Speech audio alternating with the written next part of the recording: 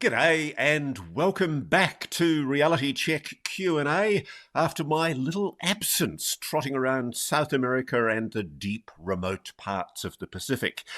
I was desperately trying to persuade my Reality Check editors to allow me to become the Rapa Nui Easter Island correspondent for NewsNation, but they saw right through me, didn't they, Megan? They politely declined and told me to come back to work here in Australia to answer all of your viewer questions. G'day, Megan. How are Hi, you? Ross. I'm happy to see you back in the chair.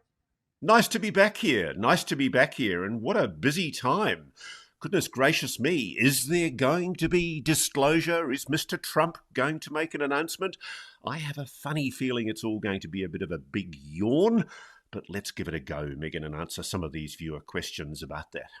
That sounds good to me, Ross. We have a lot of people who are wondering where you were. So I guess we will start with your trip. We've got a post on X from Gonzalo. He says, after visiting the Tridactyl corpses and seeing the problems the researchers at the University of Ica face with the Peruvian government, do you notice how similar it is to the issues in the US disclosure effort, except for there, the conflict is over physical evidence, not whistleblowers? Okay, Gonzalo, let me be very clear. At first, I was very, very skeptical about the so-called tridactyl beings, objects being real beings, because like a lot of people, I'd swallowed particularly the Reuters news report, which suggested that there were artificial toys, hoax objects that had been intercepted at an airport on their way out of Peru. And it put a stink over the whole thing that, quite frankly, suggested to me remotely that there was something very smelly or suspicious about these objects. Having seen them for myself, I can't reach at this stage a definitive conclusion. But what I can tell my viewers and listeners is I do not think these are hoax objects. I do not think that they are some kind of constructed artificial object.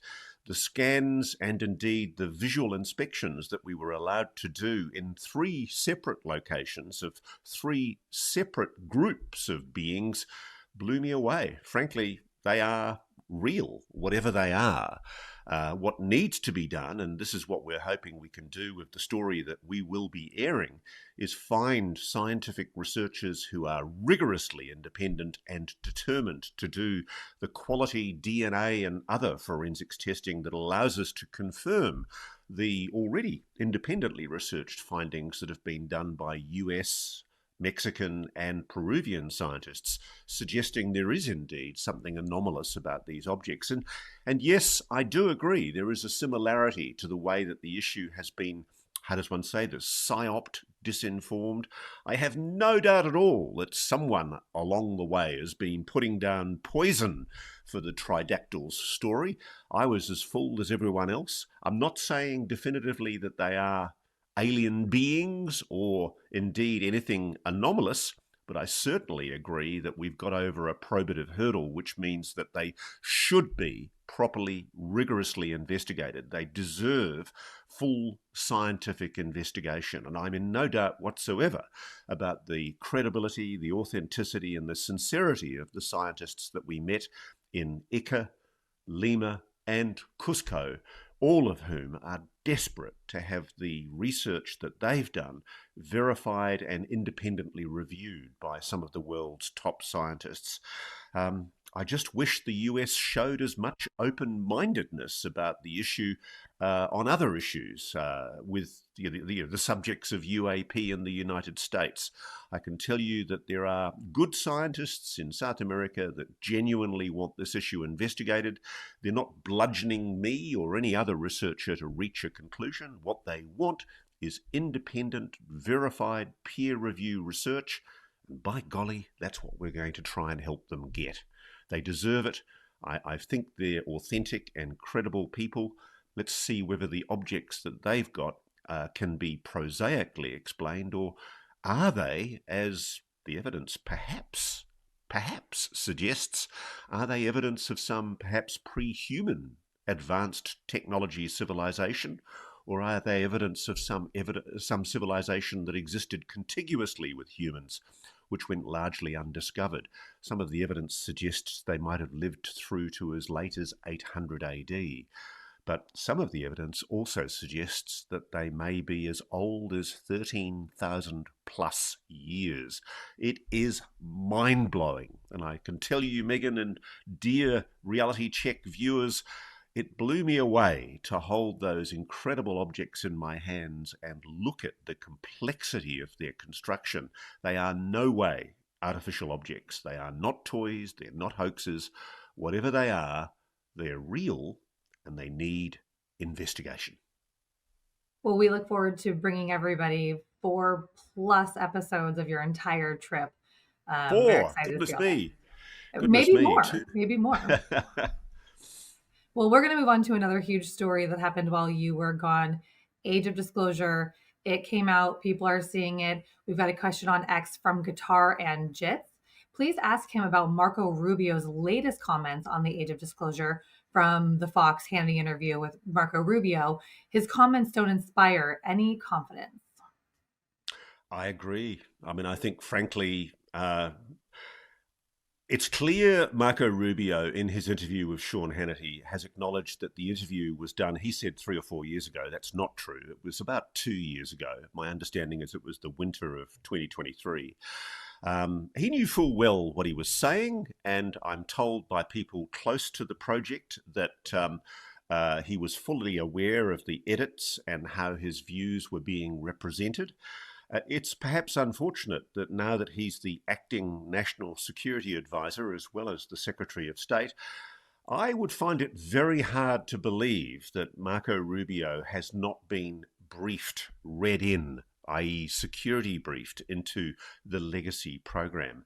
If he hasn't been, then that's another reason why the Trump administration needs to take the so-called deep state very, very seriously indeed. I was actually frustrated, I'll be honest, with Sean Hannity's interview because I was waiting for him to ask Marco Rubio, as acting National Security Advisor, have you been briefed? Have you been read in or told anything about the UAP legacy program? What's his name? Brett Baer on Fox did an excellent interview recently where he went into some of the detail with Dave Grush about what Dave allegedly discovered during his research into the legacy program. There was an open opportunity there for Fox to basically ask the question, which is, Mr. Acting National Security Advisor, Mr. the guy who advises the president on national security, have you been briefed on UAPs? And of course, we didn't get that question asked, so we didn't get that answer. And it worries me because there was the usual kind of nervous titter that happens whenever questions get asked about UAPs, and I don't know why that's the case. The thing that got most people excited about Marco Rubio's statements was that Michael Schellenberger, a friend of this show and a friend of mine, did a very good piece where he interviewed an anonymous senior advisor to Marco Rubio who was quoted as saying, "We are headed towards massive disclosure." Now, he didn't say who this advisor was. It's not clear whether that statement was authorized by Marco Rubio. But I have to be honest, I'm not seeing even a whiff, a skerrick, a hint of anything coming from the Trump administration on any imminent disclosure. I don't think they're actively avoiding the issue. The way it's been explained to me, they've just been overwhelmed in the first 6 to 8 months of their administration with dealing with what they've had to deal with. The Middle East, Ukraine, the economy, everything else that the Trump administration's had on its plate.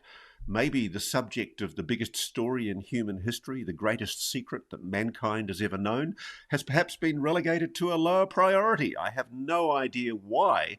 If I was Donald Trump or Marco Rubio, the first thing I would do when I got into office was bring in the head of the DIA, the head of the CIA's Science and Technology Department, and I would say, you gentlemen will be tried for treason if you don't tell me the truth right now about UAPs. What do we have? What do we know? And why haven't we told the American public about it?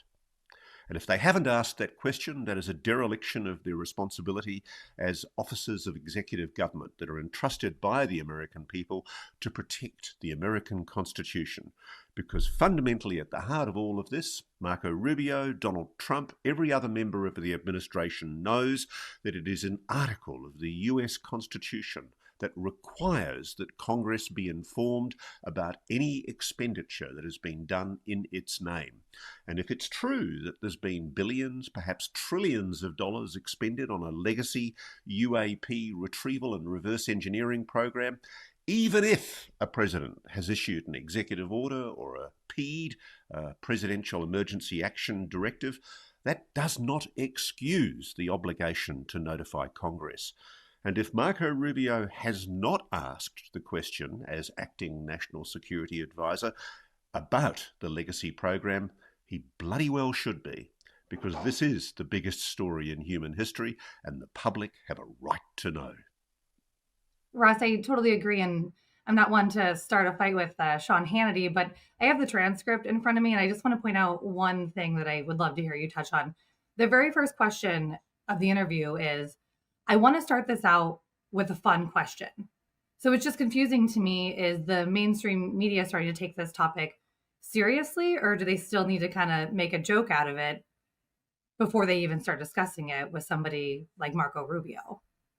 That's what irritates me about this whole subject. Why is it a fun question when, as the age of disclosure demonstrated, people like James Clapper, people like Jay Stratton, they've gone on the record, highly credible, authentic, former senior government officials. I think Jay's got the status of a vice admiral from his civilian position as the head of the UAP task force. This is not some inconsequential role. These are people saying they have, in Jay's case, direct knowledge of the legacy retrieval and reverse engineering program. Why? I don't want to buy a fight with Fox or Sean Hannity. I actually quite like a lot of the work that Fox has done recently, but why be so flippant about a subject that is so important? Why invite the interviewee, Marco Rubio, to treat this as a fun question? Why is it a fun question? Why aren't we at the stage now where, when the Age of Disclosure movie makes incredibly clear, serious, credible people are saying this is a real subject, an authentic subject for investigation? Why invite such flippancy? I don't understand. I completely agree with you, Megan. It makes no sense to me that we would invite an interviewee just to treat this as a joke question. Well, we would love to have him on. So open invitation for Marco Rubio for you, Ross. Absolutely. I would love to get him on. And the first question I would ask him is the question that should have been asked, which is, Mr. Secretary of State, Mr. Acting National Security Advisor, you've been in office now for 9, 10 months. Have you sought and received any information at all on the legacy UAP retrieval reverse engineering program? And if his answer was no, I'd say, why not? Why not? And it does make me wonder. I mean, I know a lot of people are getting very cynical and very skeptical about the Trump administration and saying that Trump has wimped it. David Grush, obviously stuck his neck out recently on Fox News by doing another interview with Brett Baer in the hope that we could push the Trump administration to do something about the UAP disclosure issue. Other people have spoken more recently. The age of disclosure is an enormous leap forward in terms of adding credibility to the issue. I'm very disappointed. I don't see any evidence at all that the Trump administration at executive level in the White House is doing anything about it. There is an ongoing FBI and Office of Director of National Intelligence, Tulsi Gabbard, Kash Patel investigation into alleged illegalities. No answers yet on what's coming out of that, but there is a deafening silence from the White House. Is it, as I've been told, that the president is too scared to take this issue on? Has Donald Trump wimped it? I'm not calling the president a coward, but is he intimidated by the national security state? Has he been cowed by the deep state? I wonder. Well, our next question is in that similar vein. This is from Marty in email.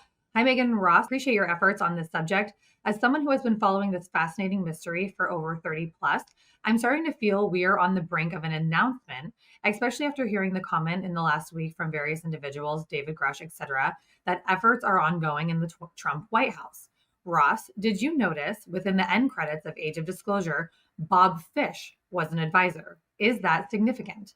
Also, when General Neil McCasland mentioned in a leaked email it was the end of the Cold War and we discovered a life form, he might have been referring to the NHIs taken back to the US after the Virgin High UFO crash in 1996. That was not long after the Cold War had ended. Thanks and keep up the good work. Okay, now I might be wrong on this, but I'm pretty sure because I wrote the book about this. I'm pretty sure he didn't say it was the end of the Cold War and we found a life form. I think he said to Tom DeLonge, and this is the quote, "It was the Cold War and we found a life form." And that doesn't mean it was at the end of the Cold War. I don't think it was the 1996 Virginia crash that he's referring to. I think General Neil McCasland, when he was talking to Tom DeLonge, was probably talking about either Roswell, 1947, or Aztec, which I think was 1948, 49. I can't remember straight away. But there were, as we know, alleged multiple retrievals of craft in that period of time in the late 40s, early 50s. As for Bob Fish, Bob's a friend of mine. We keep in touch. I don't think it's significant that Bob was an advisor to the Age of Disclosure. If I was Dan Farrer and Jay Stratton and Lua Elizondo, who were putting all this film together, I would be basically wanting to draw on the best available sources. And Bob's one of the people who I highlighted in my book, knew a great deal. He was revealed in the Podesta emails that were leaked on WikiLeaks to be someone who'd contacted Podesta in the White House with information about UAPs. But you know, with the greatest respect to Bob, I don't think his information is any more revelatory than what people like David Grush or Jay Stratton or others have revealed. Suffice to say, I just want to emphasize, I think at the moment what the Trump administration is doing on UAPs is a big, fat nothing. And I worry that we are having the wool pulled over our eyes yet again by the national security state that has been fighting a vociferous war behind the scenes, a lobbying battle with key senators, key chairmen and women of various committees to try and shut down public scrutiny of the UAP issue. There are very brave and courageous politicians who've stuck their necks out and whistleblowers like Dave Grush, Jay Stratton, Lou Elizondo, who've really pushed hard for the White House to do something about it. But I have to say, at the moment, I think that we are essentially being blown smoke and mirrors. I think the administration is trying to ignore it. I don't know whether it's just because it's distracted by other events. I find it very hard to believe that either Marco Rubio or Donald Trump would not have asked the question as soon as they got into power. Frankly, they should have. This is all about the concealment of technologies, of information, of incredible knowledge, sacred knowledge that the public, the human race, has a right to know. Unless there's some good reason for the public not to be told about it, I think the president should be considering making an announcement. And it would be a grave disappointment if we came to the end of 2025, yet another year where a president allows themselves to be snowed by the national security state. Okay, Russ, I've got another big headline that we would like your input on. The AP put this out. Malaysia's transport ministry said Wednesday that a private firm will resume a deep sea hunt for Malaysia's airline Flight 370 later this month, more than a decade after the jet vanished without a trace. The search will be carried out by a Texas based marine robotics firm, Ocean Infinity, which signed a no find, no fee contract with Malaysia's government in March. Well, it's good news. It's good news that they're recommencing a search. My worry is that they may be looking in the wrong place. A lot of this is based on I won't go into the incredible detail of it, but essentially it's new types of data investigating electromagnetic radiation changes that occur when an aircraft moves through space. And it means that they allegedly have been able to plot or harden up the location of MH370 somewhere at the bottom, allegedly, of the Indian Ocean. I'll be interested to see what they find and if they find. I've done numerous stories on MH370.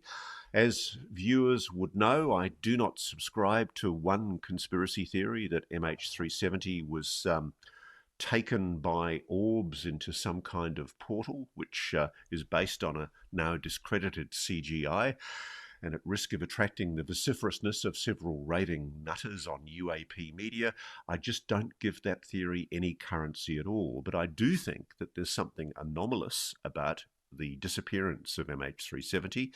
It needs to be resolved. It's one of the biggest aviation mysteries of all time.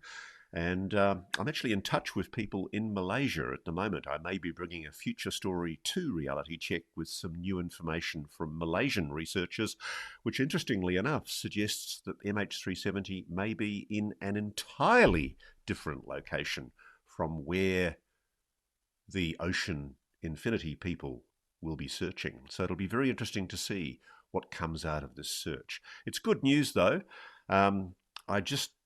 I hope like hell for the families. I'm in touch with two of the families.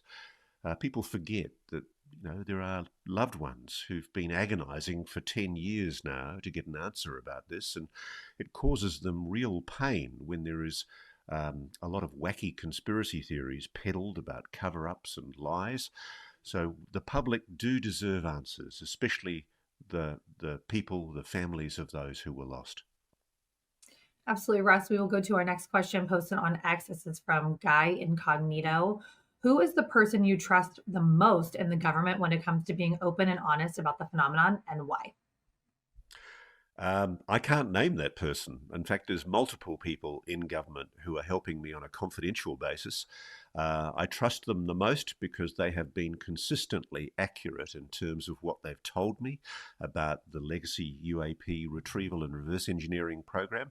They are patriots. They think that there are crimes being committed, illegalities being perpetrated because of the continued concealment of this program.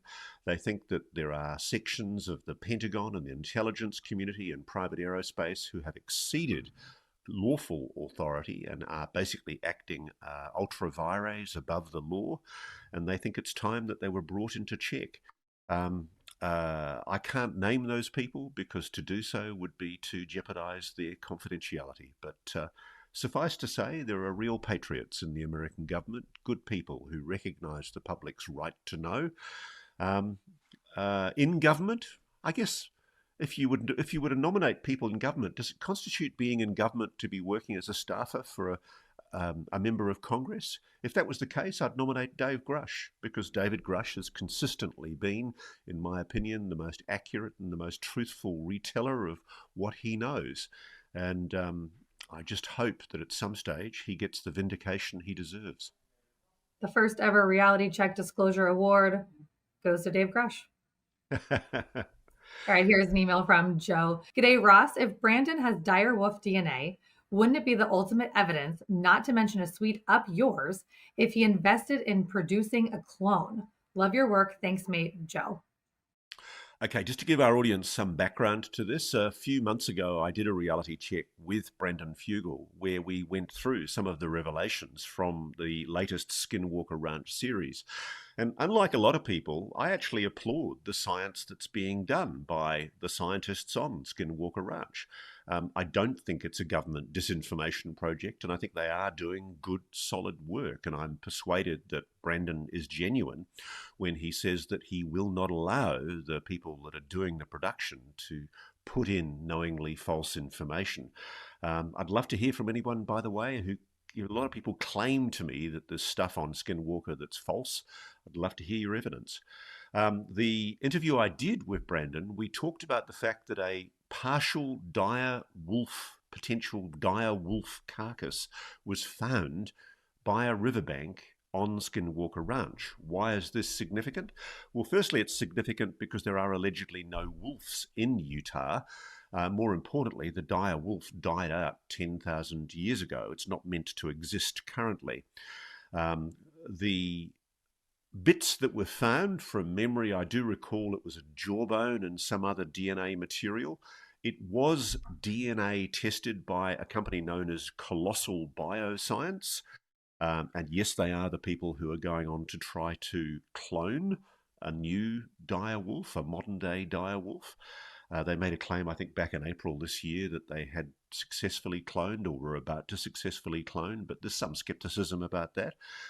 What can we say? I don't think we can definitively say that what was recovered at Skinwalker Ranch was a dire wolf, but what they did find was that it was 30, no, it was less than that. It was about, shout at me if I'm wrong, Brandon, but I think it was 10% or 30% DNA of a wolf, and the remainder was some species unknown to human science, which strongly suggests it might be dire wolf. And I also remember there was a zoologist called, I can't remember his first name, Woodruff, on the Skinwalker Ranch episode, who looked at the structure of the jawbone of the creature that was found and said it looked like a spitting image of a dire wolf. So how did this happen? We don't know. But wouldn't it be cool if they could create a dire wolf from that DNA? Let's wait and see. I'd like to see the evidence. Certainly, one cannot say categorically that it was a dire wolf that was recovered, but sure as hell, it's intriguing. If it wasn't, what is it? All right, we have another question about Skinwalker Ranch. This is an email from John. Hi, Ross. Wouldn't Robert Bigelow be a great person for Congress to have to testify for a future UAP hearing? If I'm not mistaken, Mr. Bigelow has been involved in many aspects of this field, and his several-year ownership and research at Skinwalker Ranch, the results of which have never been released to the public, could provide a lot of information. Thanks, and keep up the good work. Firstly, I would actually want to underline, I think the public owes a deep debt of gratitude to Robert Bigelow for funding the research that was done by his, firstly, NIDS team, the National Institute of Discovery Science, of which Edgar Mitchell was a member, a board member. They did some of the original groundbreaking work into Skinwalker Ranch. And my understanding is he was also then involved when the DIA came into the ranch and did some of their investigations there. And indeed, he may have been present when some of the anomalous phenomena was observed. It would be fantastic to get Robert Bigelow to give evidence, but I suspect he's operating under the same constraints as a lot of people from that event are. They're under non-disclosure agreements with the Defence Intelligence Agency, which funded the ORSAP research. That wouldn't block Robert Bigelow, by the way, from doing an interview about his National Institute of Discovery Science research. And look, he's done a couple of interviews over the years with George Knapp, our friend and colleague. And I'd love to get him on Reality Check. I've tried a few times. He's resistant to intense journalistic scrutiny, I suspect, because there are a lot of questions, curly questions we could ask him about what he's uncovered in his time there and what conclusions he's reached. And don't forget also that Robert Bigelow has also been doing work into consciousness. Tragically, I understand he lost a son. My deepest sympathies there, sir. And more importantly, he's taken an enormous amount of effort to fund investigative research into whether human consciousness survives biological death. And I strongly suspect it does. So yes, he'd be a great interview, along with so many other people who should be called. I'm constantly perplexed at the people who are being called before the congressional inquiries, and I don't know why people like Robert Bigelow are not being called in open public forum and invited to give testimony under oath in a full public hearing. It would be great to hear him testify. He's a great American. He's given an enormous amount, much more than people realize, to public understanding of anomalous phenomena, and he deserves credit for that. I agree, Ross. You know, I'm from Las Vegas, so the Bigelows are an amazing family in the Oh, town. you're a Las Vegas girl. I thought you were a California girl. I'm everywhere, Ross. I'm everywhere. But Vegas, yep, Vegas made, baby. Go Knights.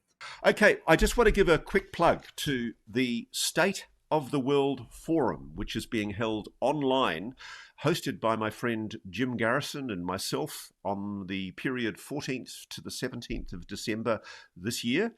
What is the state of the World Forum? Well, Jim Garrison is an amazing guy. He worked for a long time with the New Paradigm Institute with Danny Sheehan, and he's moved very much more assertively into consciousness studies. Jim wouldn't mind me saying he's a bit of an old hippie. And at the end of the Cold War, he did something quite miraculous. Between 1995 and 2000, he started up this thing called the State of the World Forum, where he got Mikhail Gorbachev, the president of Russia, and Secretary of State James Baker, the Indian National Congress president Sonia Gandhi, the primatologist Jane Goodall, Nobel laureates, South African President Thabo Mbeki, and an array of people to come and speak at a forum that discussed the state of the world at the end of the Cold War and what possibilities there might be for peace in the world, in the emerging world order. And 20 years on, Jim's decided to do it again. And I'm very privileged to be involved in this on December the 14th. And just to repeat the link, it's www.stateoftheworld.forum on the 14th to the 17th of December. And it's centering around 4 consequential truths: accelerating planetary ecological collapse, increasing global and social instability. Are we going to war? Is World War III imminent? Exponential AI. Are the computers going to kill us? And my personal favourite and obsession, cosmic intelligences are present on Earth. It's the first time that disclosure is going to be integrated into a major conference with other world issues. And we'll be running multiple forums highlighting the latest, for example, 3i Atlas with Professor Avi Loeb, UFOs and Nukes with Dr. Beatrice Villarol, my favourite astrophysicist, and the interface between AI and non-human intelligence with Pippa Malmgren and numerous other speakers, speaking about consciousness and how we can achieve world peace. It may be a naive hope in these grim times as the clock ticks ever closer to doomsday midnight, but here's hoping that the speakers, including Diane Hennessy Powell, Dr. Avi Loeb, Kai Dickens from Telepathy Tapes, astrophysicist Dr. Beatrice Villarol, Dr. Rupert Sheldrake, the biologist and consciousness researcher, former US National Science Foundation Program Director Dr. Anna Brady Estevez, experiencer author Chris Bledsoe, economist technologist Dr. Pippa Malmgren, and former UAP Task Force collaborator Sarah Gam. Here's hoping we can arrive at a solution for world peace and UFOs, AI, NHI. Please go to stateoftheworld.forum and sign up to view the online forum that'll be taking place from December the 14th for 3 days. I hope to see you there.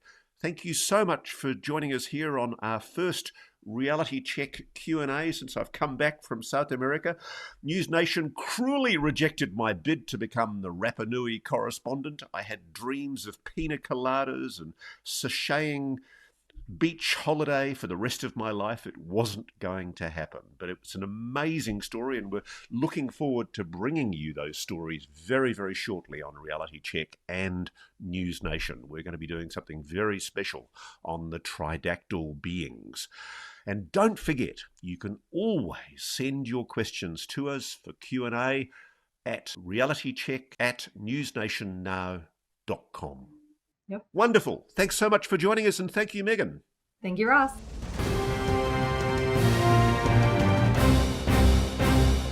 Hello and welcome back to Reality Check. Well, this week we've got something special. You might remember back in December 2019, President Trump signed into law appropriations bills that authorized the creation of what's called the Space Force. And intriguingly, this is the 6th and newest service in the armed forces, and we know very little about it. It's obviously been ruthlessly and very successfully lampooned by Steve Carell on a Netflix series. but my colleague, journalist Brian Inton, has had the privilege of getting access to a Space Force facility operated at the Peterson and Shriver Air Force Base in Colorado. And I'm dying to know whether Brian got a ride in the Air Force's secretive X-37B, and I'm most interested to know, what is Space Force all about? Before I bring Brian on, let's have a look at the package he's prepared. From the outside, it may look like any other military base, but getting onto this base was no easy task. We had to be accompanied by badge-carrying officials and driven in a military van onto base. Once on base, we were only allowed in pre-approved locations. We're quickly reminded how serious these men and women take their roles. The celebrity of it was really fun early on. Now, it's very challenging because you have to know a lot of things, and there's a lot of interest that we have as a nation in space, and protecting those interests is a difficult job. A part of that job is keeping track of every single thing floating around in space, from satellites to even an astronaut's toolbox. Each piece, thousands, tens of thousands of objects, has a piece. We have to see all those objects all the time. We have to maintain track of all those objects all the time. Our day started at the Aggressor Barn. From the outside, it looks like a garage, but when we walk in, we were greeted with a tiki bar and photos, almost a man cave kind of feel. But walk a few feet back and you quickly begin to realize this is anything but a hangout. The servicewomen and men who greet us there are called aggressors, and they explain this space is a tribute to the exclusive group of service members who have served here before. A lot of the heritage of being aggressors is we act like the bad guys in exercises, right? So we draw on some of the heritage of our great power competitors like Russia and China, and we really root our activities to replicate their threats. We're greeted by members of several branches of the U.S. military. Navy, Marine Corps, Army, Air Force, and Space Force uniforms can be seen in the main area at the Aggressor Barn. Not unusual on many bases, but it's a reminder of exactly how big the role of Space Force, the youngest child, if you will, of the armed forces, plays in all branches. Like the Marine Corps historically was born out of the U.S. Navy, Space Force was born out of the Air Force, as more of a specialized focus that goes beyond traditional U.S. airspace. That we ever go to conflict, all of our guys have already seen what's going to happen, they train against it, but they know how to defeat. We're given an in-depth presentation from aggressors about the history of the aggressors, which dates back to the 1970s. After the U.S. lost many of their air-to-air battles in Vietnam, the aggressors were created as a more in-depth training for pilots. Think of this as the equivalent of the Navy's Top Gun program. Their goal? To replicate the technology our enemies use against us. We try to bring that intelligence to life and make it real for our own friendly forces. The Space Force aggressors show us how, with somewhat basic, inexpensive equipment, our adversaries can block satellite signals. They turn this machine on, and the Garmin GPS I'm holding suddenly goes dead. So basically, with $10,000 worth of equipment, an adversary could take out GPS equipment. Yes, over an entire area. They could take out an entire airport for just a few $1,000s. And more sophisticated equipment can do even more damage. Then we head outside, where we see some of the most important weapons the Space Force has in their arsenal: satellites. There's been exponential growth from our adversaries in the last decade. China, Russia, or even more primitive adversaries like terror groups can, and some have tried before, to block our satellite signals that beam back important surveillance images. Stopping that, which Space Force does and does well, is why they are so important to every branch of the military and for every single American. Remember, satellites power our phones, our power grids, pretty much everything, making space the next potential battlefield worldwide. I think the next war will be cyber and space. What does a war in space look like? I mean, when I hear space in a war, it's kind of freaky. It's not just, war in space and aliens coming and, people shooting like Star Trek and something like that, but their everyday life could change. Can you imagine not be able to access your money at all on your phone, or even your phone not working at all, having no access to your phone? Our whole lives could change. So, Brian, thank you so much for joining us. Did the Air Force give you a ride in the X-37B? And what on earth do they mean by Space Force?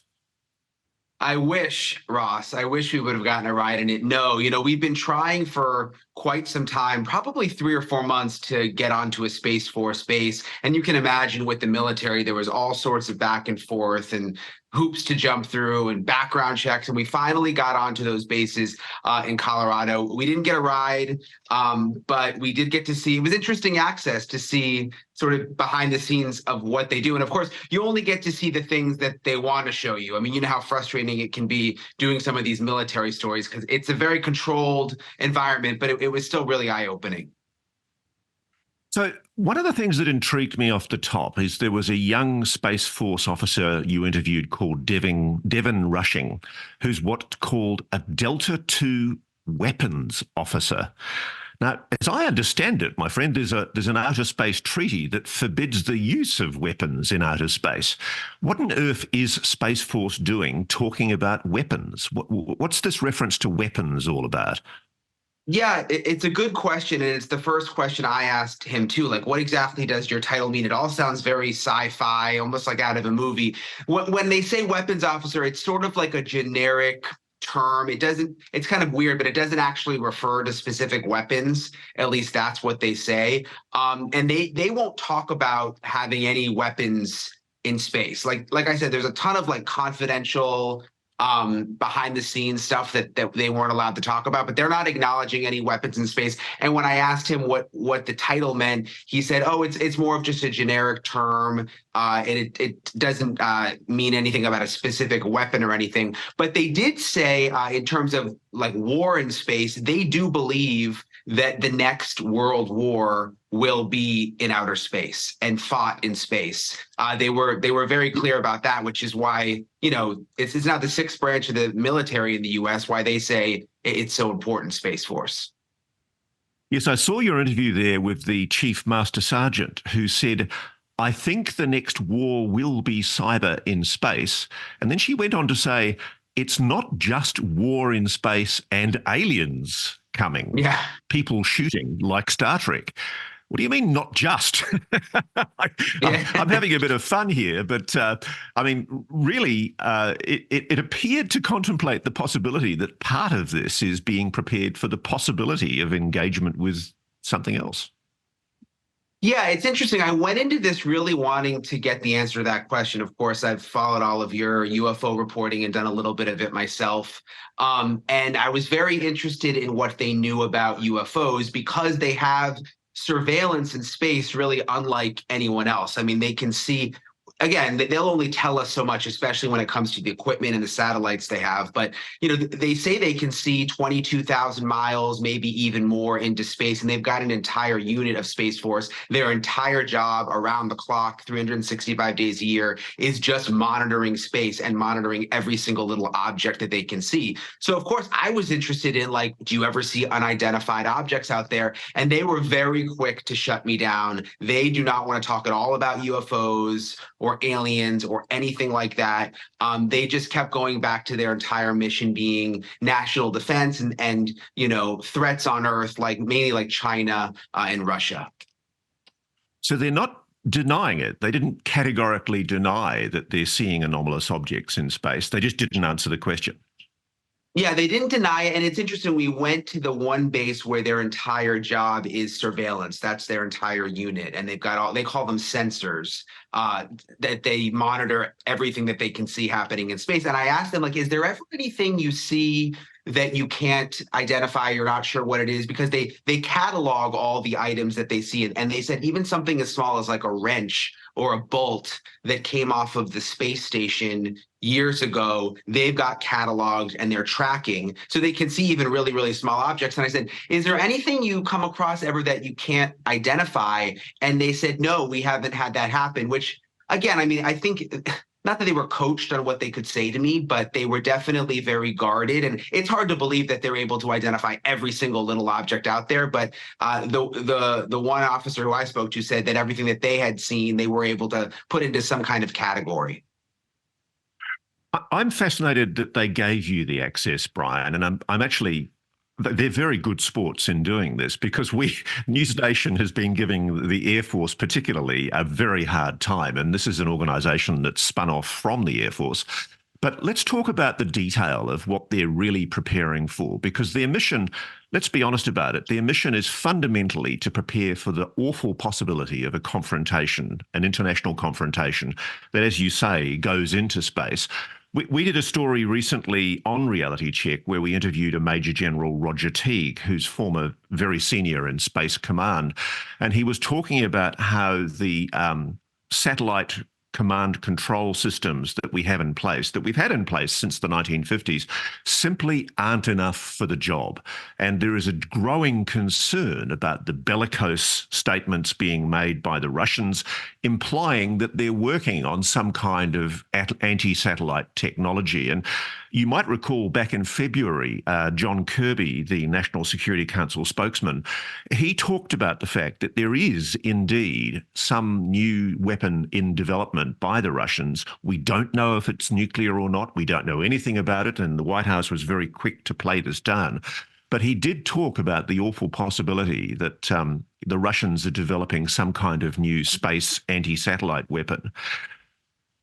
Clearly, a large part of the role of Space Force is to monitor space debris that's being caused by, things like, as you say, an astronaut's toolbox falling out of an astronaut's pocket.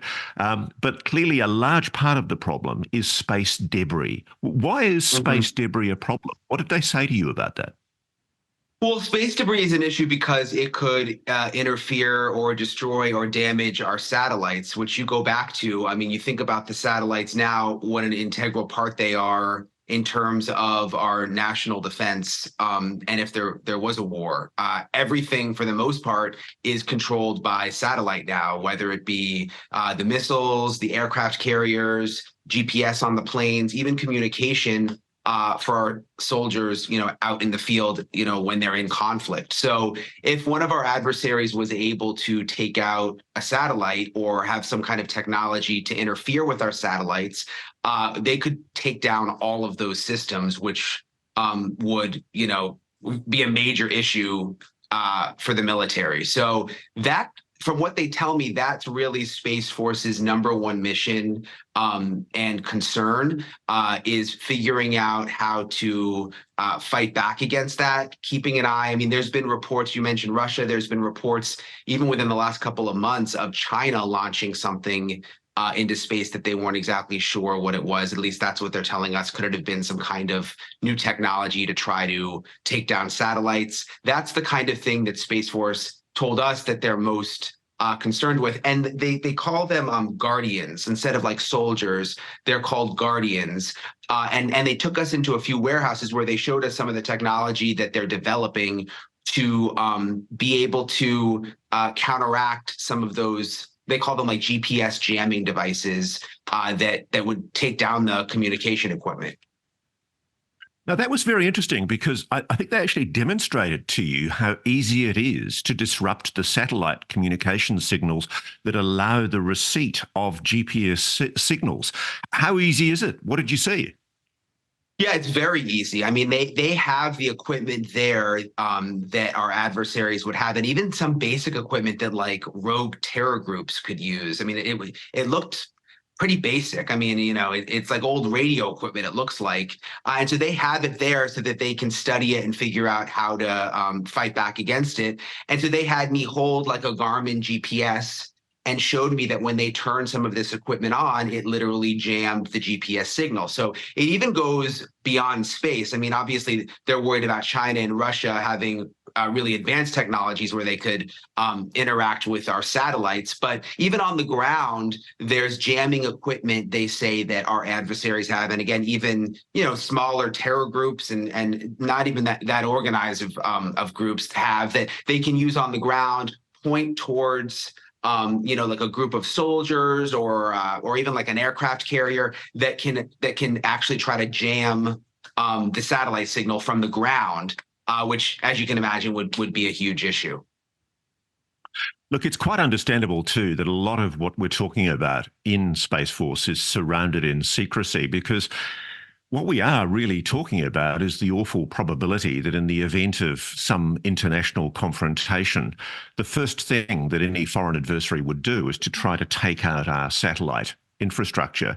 And it's funny, I didn't realize until I did this story a few weeks ago on Reality Check, interviewing Major General Roger Teague, just how vulnerable we are. I mean, even the communications we're having right now are probably going through satellite technology. Most of the Yeah. internet, phones. I mean, it's extraordinary how dependent we are on this technology now and how vulnerable we are.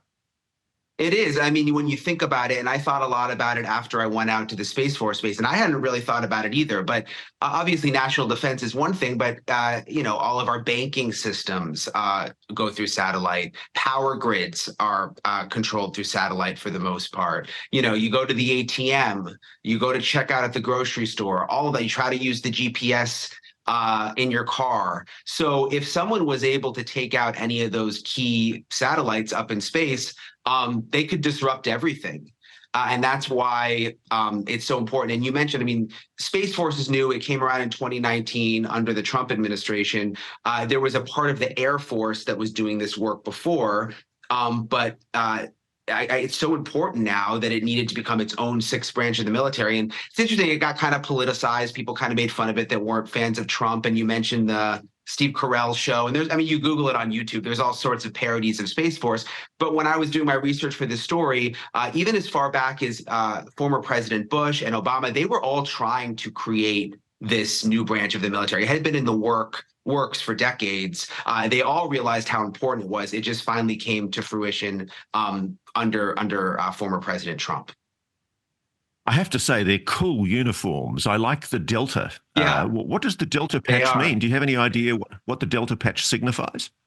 They've got a ton of different cool patches, and there's different deltas, and each one has a different sort of meaning depending on what exactly they do. But even walking around the building, I was like, who designed these patches? And there's even it almost looks like cartoons on the walls. It's really interesting, and it's a really different feel than the rest of the military. And I've done stories, I think, pretty much with every branch of the military. And Space Force is a totally different feel. It almost has like a nerdy, I don't mean that in a negative way at all, but almost like a nerdy aspect to it. There's a lot of engineers, there's a lot of people with advanced degrees working there, and you get that feel when you're there. It was really, really interesting.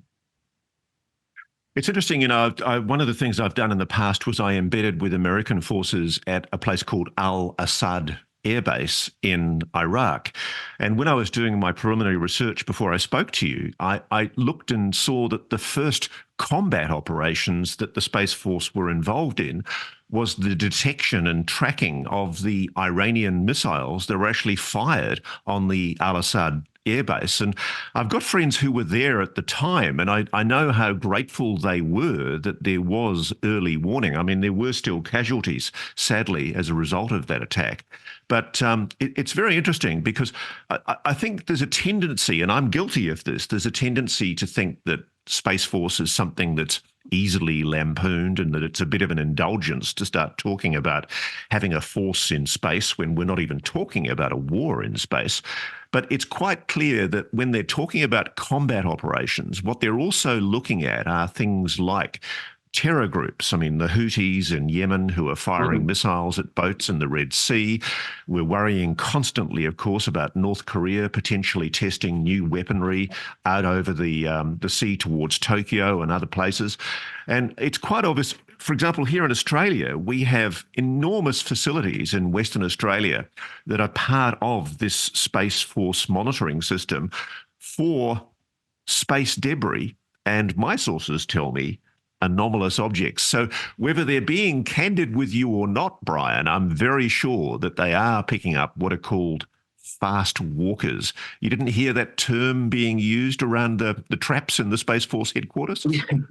No, and again, we were in such a controlled environment. I mean, they only had, high-ranking officials available to talk with us, and you mentioned the coverage we've done in the past. I mean, I think they kind of knew that question was coming, and they were very quick to sort of shoot me down and say, no, our main, focus is national defense. They don't seem to want to talk about the UFOs, but the capabilities are amazing. I mean, they can clearly see a lot out there, and probably stuff that they don't want to talk about. And when I went to the base, you kind of have this vision in your head of Space Force, and there's going to be little space shuttles, and they're launching up to look for moon men. But it's interesting. It's not like other branches of the military where you would see tanks or you would see planes. It's a lot of computers. It's big control centers where they're looking at big screens, because most of the devices they use and the sensors are up in space. So you would never know looking at the outside of these buildings that there's all these people inside in uniform, basically sitting at computers in these big control centers,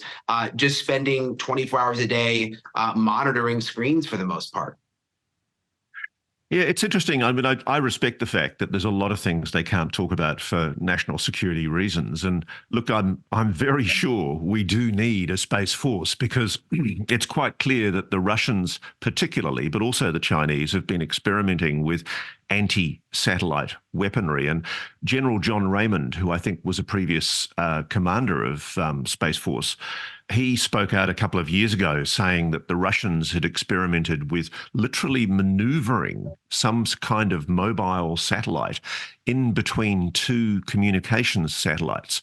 It's quite clear that our potential foreign adversaries are experimenting with and testing technologies in space that are raising very serious concerns. And I think one of the problems in telling this story for Space Force is they don't want to show their hand to a potential foreign adversary, but at the same time, they want to raise public awareness by talking to good reporters like yourself that this is indeed a potential threat. It's a delicate balance for them, isn't it? Oh, absolutely. And I felt for some of them when we were at the Guardian barn, they called it, where they showed us that equipment. I mean, you could tell they were being really, really careful about even talking about Russia and China. They wanted to be careful about what they said, what they knew, what words they used, because it's something they're dealing with every single day in terms of. And I even mentioned, well, I've read articles. There's published reports where this certain thing was launched a couple months ago, and they still didn't want to talk about it. But they're in a tricky position because they want to be taken seriously, and they should, because it's pretty clear. Hopefully we won't have another war ever, but the chances of that are slim, that it is going to be a war that involves space, and what they do is so important, and they want to get that out there, and they want to educate the American public and the world. But at the same time, and they know about all the jokes too, by the way. I mean, again, you just Google Space Force and people make fun of them. So they want to set the record straight, but they have to be so careful about what they say, because all parts of the military are classified in one way or another. But I think with Space Force, it's even to the next level, because it's such an emerging space, and the technology that they are developing is so different and emerging, that I feel like for them it's even more. They have to be even more careful and secretive. It's funny though. I mean, I just wanted to maybe finish with asking you the question about the name of the squadron that you visited. They're called the Space Aggressor Squadron. Yeah. What are the implications behind that term? Is the term aggressor a throwback, or is it something that's designed to hint about what their role is?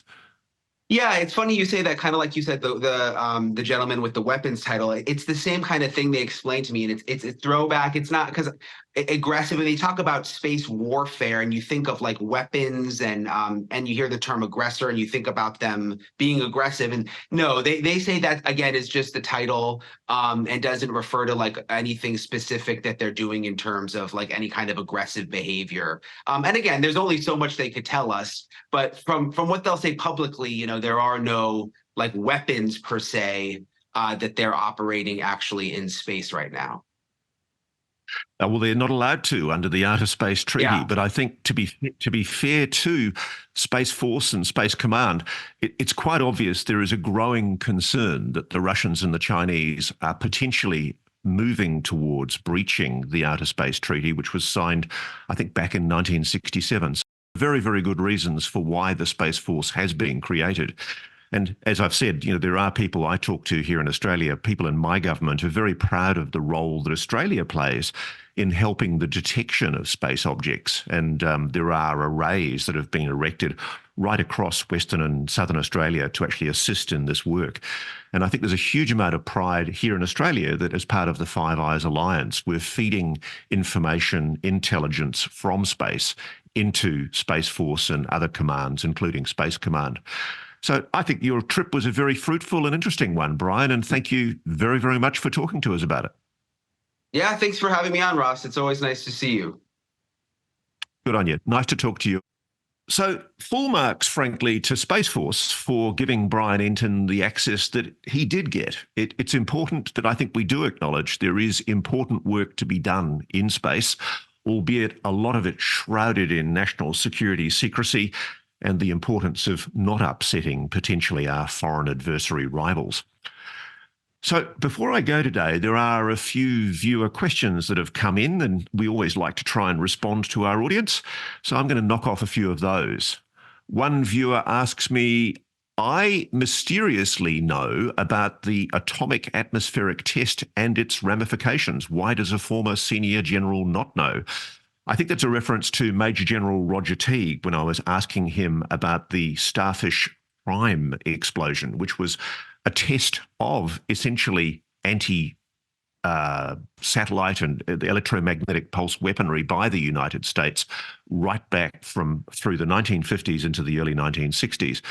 And it's awesome to think about it now. I mean, the implications of this are just mind-blowing. But back in the late 50s, early 60s, America did test weaponry which was involving the explosion of weapons either in high atmosphere or in orbit.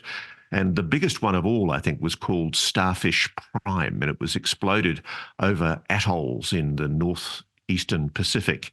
And incredibly, it was seen as far away as Hawaii, the flash, and it knocked out communications and electricity in Hawaii, of all places. And indeed, the impact was felt in as far away as New Zealand, where I grew up. And it's interesting because when I asked Major General Roger Teague, who'd worked in Space Command, he didn't know about the Starfish Prime tests. And I do. I think it's an important piece of American history.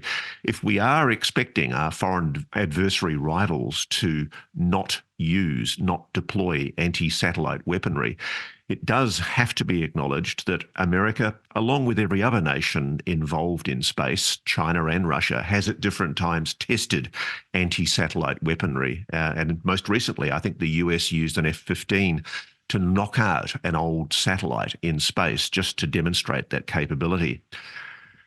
So moving on, Skinwalker Ranch has a lot of evidence for those complaining the security is insane with military. Ross, question. I'm a skywatcher. I thought seeing a UAP in 2016 was a once-in-a-lifetime experience. For 6 years, I looked at the skies and nothing. Since 2022 on clear nights, I've seen UAP, weird things that disappear and show the 5 observables. Some could have been misidentifications, of course, but in 2022, I saw 4. 2023, I lost count. It's not like I see a UAP every night. There's no clouds and I skywatch, but it's not unusual. I don't do CE5, I just look up. Is there an uptick on the phenomenon? Look, certainly there's an uptick on the phenomenon for me because so many people are sending me reports like yours, sir. I am getting on a daily basis videos from people purportedly of anomalous objects moving either in the atmosphere or in orbit. There is certainly, in terms of reported sightings, an uptick. It's impossible to know whether that's a genuine increase in the number of objects that are anomalous moving in our skies, because frankly, I think what's happening is people are starting to take a closer interest as we're all starting to talk about this. Ever since I started talking last month about Langley Air Force Base, and indeed Eglin Air Force Base, where there's been sightings of anomalous phenomena, I am being flooded with information suggesting that there is frequent anomalous activity around those and other Air Force facilities. Actually, I just want to mention something. I got a tip overnight. One of the stories that's been surfacing is the story about Eglin Air Force Base, and I notice ARRO, the All-Domain Anomaly Resolution Office, recently announced in its historical review report that a sighting that allegedly took place in January 2023 by a jet fighter pilot out of Eglin Air Force Base over the Gulf of Mexico, where he allegedly saw an Apollo command module acorn-shaped object. The ARRO, the Pentagon's UFO investigation office, categorically denied that there was video of that incident. And very, very interestingly, there's an FOI I've just tweeted about where a guy has obtained paperwork from the US Air Force confirming there is video. Somebody's lying. And I know they're lying because overnight I've just received information telling me that the Air Force is reluctant to admit that there is video because the video came from their latest F-22 Raptor fighter. And there were 2 fighters, I'm told, on location that were there when this object was seen. And there is video. It's being declined for national security reasons. Yet ARRO tries to make us believe this is a balloon. Utter BS. I'm calling it out. It's a flat-out lie. Next question. Hello, Mr. Ross. Thanks for your amazing work and coverage on this topic. I feel like we collectively are shooting ourselves in the foot again, not you particularly, Mr. Ross, by saying things like no government would come out with disclosure in today's climate, which is true. Yes, it is. But I don't think there is any climate where a government wholeheartedly tells everyone everything. There's way too many players involved in this for that to happen, in my opinion. Whistleblower-based disclosure seems to be the only way forward. Thoughts? Yeah, I agree. I mean, we're in agreement. As you've said, it's true that no government will ever come out with disclosure in today's climate. I think that's absolutely true. And I think part of the problem, part of the dilemma that I'm increasingly becoming aware of is I do think the US government is probably experimenting with non-human technology. I really do. I think the evidence is becoming overwhelming, and you're going to be hearing a lot more from this from me in the next few months. What are we doing about our own space debris? China is 4 times the population of the US, and yet they have the same amount of space debris. These generals are talking out both sides, I presume both sides of their mouth. What about our space war capabilities? Any updates? Well, we're delighted to tell you that our friend Brian Enton from NewsNation has just visited Space Force, and you've just seen his report on what's happening out of the Peterson-Shriver Air Force Base in Colorado. So yes, we are chasing both what the US is doing to combat potential adversaries in space, and we are monitoring very, very closely, as we have done in a previous reality check, the threat from foreign adversaries to our own technology in space. It's a huge issue. And if and when, God forbid, a next war is fought, it will be fought in space. And we have to be ready for that. And frankly, that's why Space Force matters. Okay, I just have to say it. This is a viewer. Oh, I think my friends at NewsNation have put this in for fun. Ross covers very serious and urgent matters, but I have to fight my fangirl crush with tooth and nail in order to focus on the reporting instead of getting lost in these eyes. Oh, there, I feel better now. Well, I'm glad I'm making somebody happy. Thank you very, very much for those flattering comments. As a 60-plus-year-old man, it's nice to have comments like that, and thank you for giving me a good laugh. That's all from Reality Check this week. Lovely to be able to engage with you again. Looking forward to telling you more about mysterious and interesting stuff in the very near future. Thanks for watching. Go to joinnn.com to find NewsNation on your television provider. And please don't forget to click that red subscribe button to ensure you get more of NewsNation's unbiased and fact-driven news coverage.